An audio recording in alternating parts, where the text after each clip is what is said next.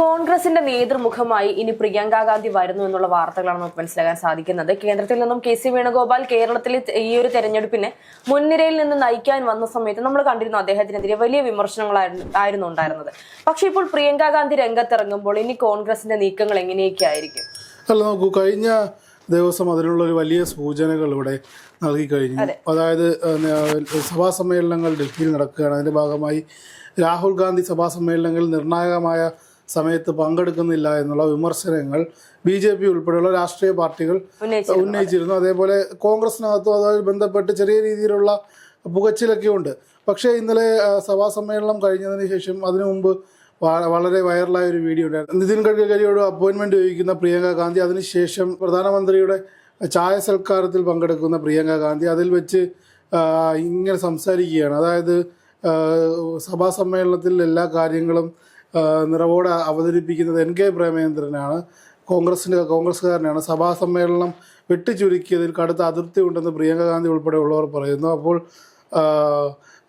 ധർമ്മേന്ദ്ര പ്രധാൻ പറയുന്നു, എന്തുകൊണ്ടാണ് വെട്ടിച്ചുരുക്കിയതെന്ന് വെച്ചാൽ ഉറക്കെ നിലവിളിച്ചുകൊണ്ട് സംസാരിച്ച് പ്രതിപക്ഷത്തിൻ്റെ തൊണ്ട പോകണ്ട എന്ന്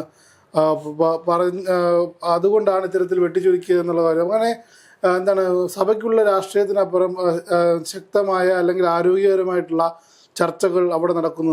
അല്ല, കേന്ദ്രം ഈ ഇടക്കാലങ്ങളിലായിട്ട് മുന്നോട്ട് വെക്കുന്ന കുറെ കാര്യങ്ങളുണ്ട്. പക്ഷെ അതിനെല്ലാത്തിനും കൃത്യമായ രീതിയിലുള്ള എതിർപ്പ് പ്രകടിപ്പിച്ചുകൊണ്ട്, എന്നാൽ അനാവശ്യമായ തർക്കങ്ങൾ ഒഴിവാക്കിക്കൊണ്ട് കൃത്യമായ രീതിയിൽ തന്നെ ഓരോ കാര്യങ്ങൾ അവതരിപ്പിക്കുന്നത് നമ്മൾ കണ്ടിരുന്നു.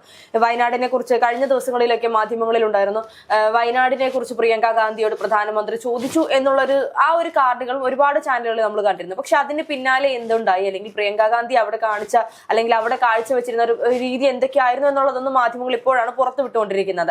ഇതിനകത്ത് നമുക്ക് മനസ്സിലാക്കാൻ സാധിക്കുന്നത്, ഇനിയിപ്പോൾ നിയമസഭയിലേക്ക് വരുമ്പോൾ കേരളത്തിൽ വലിയൊരു സ്വാധീനം പ്രിയങ്ക ഗാന്ധിക്ക് വീണ്ടും പിടിച്ചു വരാൻ സാധിക്കുമെന്നുള്ളതാണ്. കാരണം ഈ പറയുന്നത് പോലെ വയനാട് മത്സരിക്കുന്ന സമയത്താണെങ്കിലും വലിയ വിമർശനങ്ങളായിരുന്നു ഉണ്ടായിരുന്നത്. ഇനിയിപ്പോൾ പ്രിയങ്കയെ ജയിപ്പിച്ചു വിട്ടാൽ പിന്നീട് നിങ്ങൾക്ക് പ്രിയങ്കയെ മഷിയിട്ട് നോക്കിയാൽ കാണാൻ സാധിക്കില്ല എന്നുള്ള വിമർശനങ്ങളൊക്കെ ഇവർക്കെതിരെ ഉണ്ടായിട്ട് പോലും വലിയ ഭൂരിപക്ഷത്തോടെ വിജയിക്കാൻ സാധിച്ചെങ്കിൽ അത് കേരളത്തിലും പ്രതിഫലിക്കാൻ സാധ്യതയില്ല. തീർച്ചയായിട്ടും. അതായത് ഇനി വരുന്ന അടുത്ത തെരഞ്ഞെടുപ്പിൽ രാഹുൽ ഗാന്ധിയും പ്രിയങ്ക ഗാന്ധിയും ഇവർ രണ്ടുപേരും തന്നെയായിരിക്കും കേരളത്തിൽ.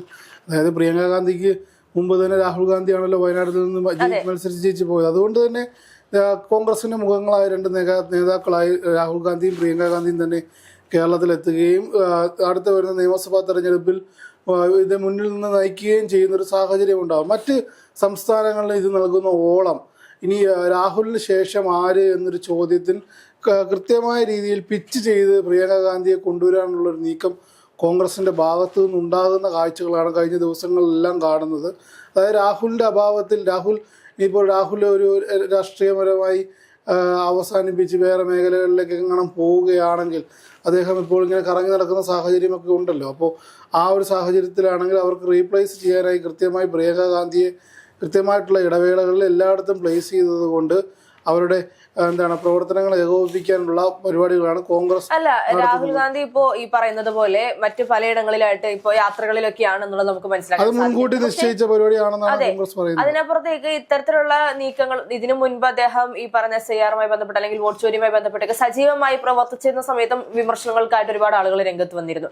അതേ ആളുകൾ തന്നെയാണ് ഇപ്പോൾ അദ്ദേഹത്തിന്റെ യാത്ര വിമർശിച്ചുകൊണ്ട് വരുന്നത്. അതായത് ഒരു വ്യക്തി ഇപ്പോൾ രാഹുൽ ഗാന്ധിയെ പോലെയുള്ളവരെയൊക്കെ ഇത്തരത്തിൽ ടാർഗറ്റ് ചെയ്തുകൊണ്ട് ഈ പറയുന്ന പോസ്റ്റുകൾ ഇടുന്നതും അല്ലെങ്കിൽ കമന്റുകൾ ഇടുന്ന ആളുകളൊക്കെ സ്വാഭാവികമായും കോൺഗ്രസ് പാർട്ടി ഒട്ടാകെ ടാർഗറ്റ് ചെയ്തുകൊണ്ട് അവരെ പൂർണ്ണമായും തളർത്തണം എന്നുള്ള മാനസിക ഒരു തന്ത്രമല്ലേ ഉപയോഗിച്ചുകൊണ്ടിരിക്കുന്നത്. അതെ, തീർച്ചയായിട്ടും. കഴിഞ്ഞ കാലങ്ങളിൽ ഇപ്പോൾ ഒന്നാം NDA സർക്കാർ കഴിഞ്ഞ സമയത്ത് അവർക്കൊരു വിചാരമുണ്ടായിരുന്നു ഈസി വാക്ക് ഓവർ ആവണമെന്ന്. പക്ഷേ രാഹുൽ ഗാന്ധി നടത്തിയ ഭാരത് ജോഡോ യാത്ര എന്ന് പറയുന്നത് വലിയ സന്ദേശം നൽകുകയും കഴിഞ്ഞ ദിവസം ഇവിടെ ഇന്റർവ്യൂവിൽ വന്ന് ജിൻഡോ പറഞ്ഞൊരു കാര്യമുണ്ട്. അതായത് നേതാക്കന്മാർ ചില്ലുമേടയിൽ നിന്ന് ഇറങ്ങി താഴേക്ക് ജനങ്ങളുടെ ഇടയിലേക്ക് ഇറങ്ങി പ്രവർത്തിക്കുകയാണെങ്കിൽ, അവരോടൊപ്പം നടക്കുകയാണെങ്കിൽ വലിയ മാറ്റങ്ങൾ ഉണ്ടാകും. അതായത് അത് കോൺഗ്രസിനെ എത്തിക്കാൻ പോകുന്നത് വലിയ വിജയത്തിലേക്കായിരിക്കും. അതിനൊരു വലിയ സൂചനയാണ് രാഹുൽ ഗാന്ധി തുടക്കം കുറിച്ചത്. ആ പാത തന്നെയാണ് ഇപ്പോൾ ചാണ്ടി ഉമ്മൻ എല്ലാ വീടുകളിലും ഓടിക്കയറുന്നത്. അതേപോലെ തന്നെ മറ്റ് സ്ഥലങ്ങളിൽ നേതാക്കൾ ഓടി രാഹുൽ ഗാന്ധിയുടെ ചില മാതൃകകൾ ഇവിടെ കടമെടുത്തിട്ടുണ്ട് സന്ദേശം.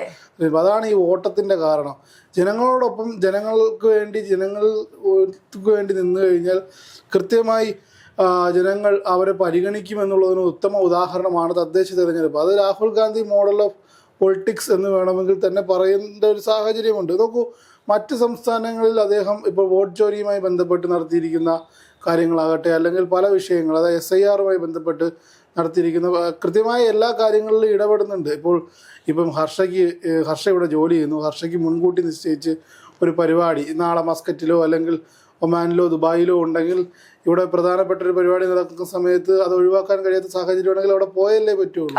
അപ്പോൾ ആ വ്യക്തികേന്ദ്രിതമായ അത്തരം ഷെഡ്യൂൾ പരിപാടികൾ വരികയാണെങ്കിൽ അത് ഒഴിവാക്കാൻ കഴിയാത്ത സാഹചര്യം രാഷ്ട്രീയമായി ഉപയോഗിക്കാനാണ് ഇപ്പോൾ BJP ഈ ഘട്ടത്തിൽ ഉദ്ദേശിക്കുന്നത്. തീർച്ചയായിട്ടും. പക്ഷേ ഇപ്പൊ നമ്മളിത് ചിന്തിക്കേണ്ടത് കോൺഗ്രസിൽ ശശി തരൂരിന്റെ ഭാഗത്തുനിന്നും ഇത്തരത്തിലുള്ള നീക്കങ്ങൾ ഇതിനു മുൻപ് ഉണ്ടായിട്ടുണ്ട്. കാരണം വലിയ വലിയ യോഗങ്ങൾ വിളിച്ചു ചേർക്കുന്ന സമയത്ത് പ്രത്യേകം ക്ഷണിച്ചാൽ പോലും അദ്ദേഹം കോൺഗ്രസിന്റെ യോഗങ്ങളിൽ പങ്കെടുക്കാതെ, അതേസമയം BJPയുടെയും അല്ലെങ്കിൽ അതിന് മുൻപോ പിൻപോ BJPയുടെ യോഗങ്ങളിൽ സജീവമായി പ്രവർത്തിക്കുന്നത് നമ്മൾ കണ്ടിരുന്നു. പക്ഷേ ആ ഒരു സമയത്തൊക്കെ തന്നെയും BJP ശശി തരൂരിനെ ഉയർത്തിക്കൊണ്ടുവരുന്നത് അല്ലെങ്കിൽ അതിനെ സപ്പോർട്ട് ചെയ്തുകൊണ്ടുവരുമ്പോൾ പിന്നീട് എന്തുകൊണ്ട് രാഹുൽ ഗാന്ധി ചെയ്യുമ്പോൾ മാത്രം വിമർശനങ്ങൾ ഉയർത്തുന്നു എന്ന് ചോദിച്ചാൽ അത് യഥാർത്ഥത്തിൽ രാഹുലിനോടുള്ള ഭയം കൊണ്ടായിരിക്കില്ല. അതായത് രാഹുൽ ഈ ഒരു ചടങ്ങിൽ പങ്കെടുത്തിരുന്നുവെങ്കിൽ പ്രിയങ്കയേക്കാൾ കൂടുതൽ ഒരു പക്ഷേ തീർച്ചയായിട്ടും, അതായത് ലോക്സഭയിൽ ഇത്തരത്തിൽ ആഞ്ഞടിക്കാനുള്ള സാധ്യതകൾ കാണും.